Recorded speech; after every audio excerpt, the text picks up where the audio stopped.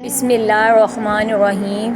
قرب قیامت کا ایک فتنہ جس کا خوف ہر زمانے میں پایا جاتا تھا، اس فتنے کا ذکر اگر صحابہ کرام کی مجلس میں ہوتا تو وہ زور و قطار رونے لگتے، اس فتنے سے اللہ پاک کی پناہ مانگتے تھے۔ میں آج بات کروں گی اس دنیا کے سب سے بڑے فتنے دجال کا فتنہ۔ دجال کون ہے؟ دجال حقیقت میں کس شخصیت کا نام ہے؟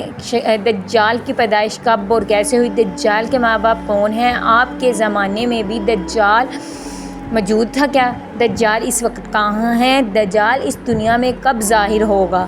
ان سب سوالات کے جواب آج اس ویڈیو میں قرآن و حدیث کی روشنی میں بیان کیے جائیں گے۔ آپ اس ویڈیو کو اینڈ تک ضرور دیکھیں۔ میرے بھائیوں اور بہنوں، حضرت محمد صلی اللہ علیہ وآلہ وسلم ارشاد فرماتے ہیں، قیامت اس وقت تک قائم نہیں ہوگی جب تک دجال اس دنیا میں ظاہر نہ ہوگا۔ اور دجال کی ظاہری نشانیاں اور شکل و صورت کے بارے میں حضرت محمد صلی اللہ علیہ وآلہ وسلم فرماتے ہیں، دجال چھوٹے قد کا ہوگا اور بدصورت ہوگا، اور وہ ایک آنکھ سے اندھا ہوگا، اس کے دونوں پاؤں الٹے ہوں گے، اس کے جسم پر بہت زیادہ بال ہوں گے، اس کے سر کے بال گنگرالے ہوں گے، اور اس کا رنگ گندمی اور سرخ ہوگا، اس کے ناک طوطے کی چونچ جیسی ہوگی۔ سب سے بڑی ظاہری نشانی یہ ہوگی کہ اس کے ماتھے پر کاف الف ر مطلب کفر لکھا ہوگا، اور جس کا ہر مسلمان پڑھ سکتا ہے، بے شک وہ پڑھا لکھا ہو یا ان پڑھ ہو، اور جو کہ منافقین ہیں وہ اس کو نہ پڑھ سکیں گے۔ لوگوں، جب دجال اس دنیا میں ظاہر ہوگا، لوگوں کے سامنے پرہیزگار بنے گا، لوگ زیادہ سے زیادہ اس کی پیروی کریں گے، اندر سے وہ کافروں اور ظالم ہوگا۔ دجال سب سے پہلے نبوت کا دعویٰ کرے گا، جب اس کے ماننے والے ان کی تعداد زیادہ ہوگی تو اس کے بعد وہ خدا ہونے کا دعویٰ کرے گا۔ دجال ایک سواری پر سوار ہو کر پوری دنیا میں گردش کرے گا۔ وہ سواری بہت بڑی ہوگی، اس کی آنکھ کا فاصلہ 40 گز ہوگا۔ دجال کے پاس بے حد طاقت ہوگی اور بے حد دولت کے خزانے ہوں گے۔ اس زمین کی زیادہ تر نہریں اس کے قبضے میں ہوگی، اس کی اجازت کے بغیر کوئی پانی نہ پی سکے گا، اور یہ دنیا کو گمراہ کرنے کے لیے طرح طرح کی شوشے بازیاں دکھائے گا۔ یہ آسمان کو حکم دے گا، وہ بارش برسائے گا، اور زمین کو حکم دے گا، وہ سبزہ اگائے گی۔ اس وقت دجال اپنے آپ کو خدا کہے گا، اور جو اس وقت بات مان لے گا وہ مال سے مالا مال ہو جائے گا اور سکون اور مزے کی زندگی گزارے گا، اور جو دجال کے خدا ماننے سے انکار کرے گا اس کو وہ قتل کر دے گا۔ دجال پہلے سے بھی زیادہ زمین میں گردش کرے گا، دنیا کے ہر کونے میں جائے گا، اور کافر اور اسرائیل اس کی حمایت کریں گے، کی جماعت کے ساتھ شامل ہو جائیں گے۔ جو سچا مسلمان ہوگا وہ پہچانے گا، اس کو ماننے سے انکار کرے گا۔ دجال دنیا میں فتنہ فساد کر کے مکہ مکرمہ اور مدینہ منورہ کی طرف روانہ ہوگا۔ جب یہ مکہ مکرمہ کے اندر داخل ہونے لگے گا تو اس کو روک دیا جائے گا، اور جب یہ مدینہ منورہ کی طرف روانہ ہوگا، وہاں پر اللہ تعالیٰ نے ایک فرشتہ مقرر کیا ہوگا جو کہ اس کو مدینہ منورہ میں داخل نہ ہونے دے گا۔ مکہ مکرمہ اور مدینہ منورہ کے باہر کھڑا ہو کے دجال ایک خوفناک آواز نکالے گا، اور اس وقت مکہ مکرمہ میں اور مدینہ منورہ میں جو منافقین ہوں گے وہ دجال کے گروہ میں شامل ہو جائیں گے۔ لوگوں، دجال 40 دن تک دنیا میں رہے گا، آخرکار امام مہدی اور حضرت عیسیٰ علیہ السلام کے ساتھ اس کا مقابلہ ہوگا۔ دجال کے لشکر کی تعداد زیادہ ہوگی اور وہ طاقتور اور مضبوط ہوگا۔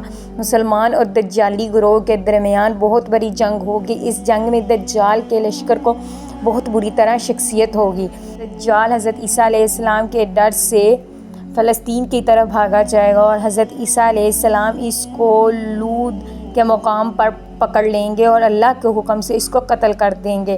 یہ واقعہ حضرت محمد صلی اللہ علیہ وآلہ وسلم کے دور کی بات ہے کہ جب مسلمان مکہ مکرمہ سے مدینہ منورہ کی طرف ہجرت کر رہے تھے تو انہی دنوں میں ایک یہودی عورت نے ایک بچے کو جنم دیا جو پیدائشی کانا تھا، اور پیدائش کے اعتبار سے وہ بچہ بہت عجیب و غریب تھا۔ یہ بچپن میں مدینہ کے اندر بچوں کے ساتھ کھیلا کرتا تھا، اور یہ مدینہ کے اندر مشہور ہو گیا کہ مدینہ کے کو اس باتوں کا علم ہوا تو وہ حضور صلی اللہ علیہ وآلہ وسلم کی خدمت میں حاضر ہوئی اور اپنے نے حضور صلی اللہ علیہ وآلہ وسلم سے درخواست کی کہ میرے بچے کا آپ معائنہ کریں۔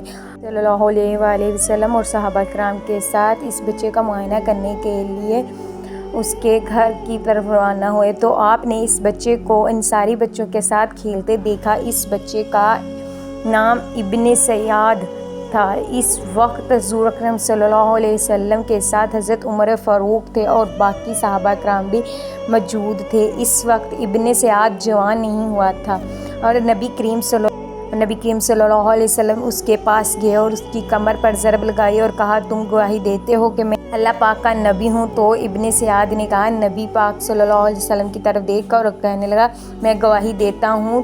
وہ ابن سیاد نے نبی کریم صلی اللہ علیہ وسلم سے کہا کہ آپ گواہی دیتے ہیں کہ میں اللہ کا نبی ہوں؟ تو حضور صلی اللہ علیہ وسلم نے ابن سیاد کو چھوڑ دیا اور کہا میں اللہ اور اس کے رسول پر ایمان لانے والا ہوں۔ اس کے بعد نبی کریم صلی اللہ علیہ وآلہ وسلم نے پوچھا ابن سیاد سے کہ تو کیا دیکھتا ہے؟ تو اس نے کہا میں سمندر پر عرش دیکھتا ہوں۔ تو حضور صلی اللہ علیہ وسلم نے فرمایا یہ ابلیس کی چال ہے۔ تو ابن سیاد نے کہا حضرت محمد صلی اللہ علیہ وسلم کو بتایا کہ میرے پاس سچی اور جھوٹی خبریں آتی ہیں۔ یہ سن کر حضور صلی اللہ علیہ وسلم نے فرمایا پھر تو تیرے معاملے میں الٹا ہو گیا۔ اس کے حضور اب صلی اللہ علیہ وسلم نے ابن سعید سے کہا کہ میں نے تیرے لیے ایک چھپانے والی۔ ابن سعد نے آپ صلی اللہ علیہ وآلہ وسلم سے کہا کہ آپ نے اپنے دل کے اندر دکھ ہے۔ حضور صلی اللہ علیہ وسلم نے ارشاد فرمایا تیری قدرت بڑھ نہیں سکتی، تو ذلیل ہو جائے گا۔ حضرت عمر رضی اللہ تعالیٰ نے کہا اگر آپ اجازت دیں تو اس کی گردن اڑا دوں۔ اس وقت رسول اللہ علیہ وآلہ وسلم نے فرمایا قتل کرنے کا کوئی فائدہ نہیں۔ بعض مدینہ کے لوگ کہتے تھے کہ اس کے پاس نشانیاں آتی ہیں اور اس سے عرش کی خبریں لیا کرتے تھے۔ حضور صلی اللہ علیہ وآلہ وسلم نے ابن سعد کے بارے میں سکونیت اختیار کی کیونکہ آپ صلی اللہ علیہ وآلہ وسلم کی طرف یہ وحی نہیں آئی تھی کہ ابن سعد کی حقیقت کیا ہے، جبکہ دوسری روایت سے ملتا ہے کہ حضرت عمر فاروق رضی اللہ تعالیٰ عنہ ابن سعد کو آپ صلی اللہ علیہ وآلہ وسلم کے سامنے دجال کہتے تھے اور آپ اس بات کو نہ ہی منع کرتے تھے نہ ہی اقرار کرتے تھے۔ لوگ ابن سعد کے اندر دوسری روایت سے ملتا ہے کہ حضرت عمر فاروق رضی اللہ تعالیٰ عنہ ابن سعد کو آپ صلی اللہ علیہ وآلہ وسلم کے سامنے دجال کہتے تھے اور آپ اس بات کو نہ ہی منع کرتے تھے نہ ہی اقرار کرتے تھے۔ لوگ ابن سعد کے اندر بہت سی نشانیاں تھیں جو دجال کی نشانیوں کے ساتھ ملتی تھی اور صحابہ کرام بھی ابن سعد کو دجال کہا کرتے تھے اور بہت سے مفسرین کا کہنا ہے کہ ابن سعد ہی دجال بن کر اٹھے گا قیامت کے دن۔ اور ابن سعد کا یہ بھی کہنا تھا کہ میں جانتا ہوں دجال کون ہے اور اس کے ماں باپ کون ہیں۔ اور تو اس شخص کے لیے مفسرین نے ابن سعد سے کہا کیا تو اس بات کو مانتا ہے کہ اگر میں کہوں کہ تو دجال ہے؟ تو ابن سعد نے کہا اگر میں دجال بن گیا تو میں اس بات کو ناپسند نہیں کروں گا بلکہ میں دجال بننا پسند کروں گا، جبکہ دجال صارفین کا کہنا ہے کہ ابن سعد ہی دجال نہیں ہے کیونکہ ابن سعد بعد میں آپ صلی اللہ علیہ وآلہ وسلم پر اسلام لے آئے تھے، جبکہ دجال سلیمان کے دور میں پیدا ہوا اور اس کو جنات اور انسان کے ملاپ سے پیدا کیا گیا۔ اس کے ماں باپ کو قتل کر دیا گیا اور اس کو ایک جزیرے میں قید کر دیا گیا اور وہ اس ٹائم بھی وہ اسی جزیرے میں قید ہے اور اس جزیرے میں اس کے ساتھ ساتھ شیاطین اس کو اسی جزیرے میں ہر خبر پہنچاتے ہیں۔ دجال کی پیدائش کے بارے میں امام زکریا کیا بیان کرتے ہیں کہ دجال اس وقت پیدا ہوا جب آدم علیہ السلام کو جنت سے نکالا گیا اور یہ ایک فتنہ ہے کہ دجال کو بغیر ماں باپ کے پیدا کیا گیا تھا۔ دوستو حقیقت تو یہ ہے کہ دجال قیامت کے قریب ظاہر ہوگا۔